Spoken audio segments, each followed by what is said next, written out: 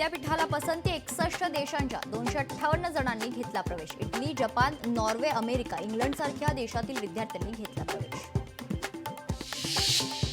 राष्ट्रीय स्वयंसेवक संघाचा शताब्दी महोत्सव 2 ऑक्टोबरला विजयादशमी उत्सवाचं आयोजन। नागपूरच्या रेशीमबागमध्ये विजयादशमी उत्सव।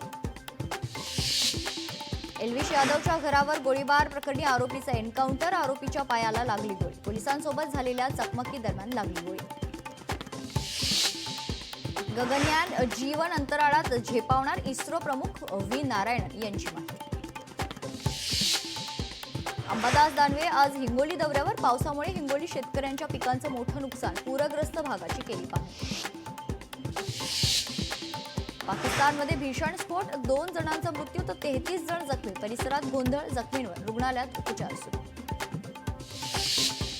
धाराशिव जिल्ह्यात सुट्ट्या खाद्यतेलाची विक्री करणाऱ्या दुकानांवर कारवाई। नामवंत किराणा दुकानातून 67 लाखांचे खाद्यतेल जप्त।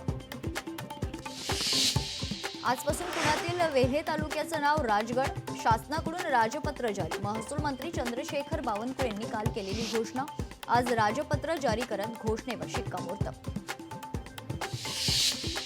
डोनाल्ड ट्रम्प भारतीयांना झटका देण्याच्या तयारीत। ट्रम्प प्रशासनानं परदेशी ट्रक चालकांचे व्हिसा रोखलेत। परराष्ट्र व्यवहार मंत्री मार्को रुबियो यांची घोषणा।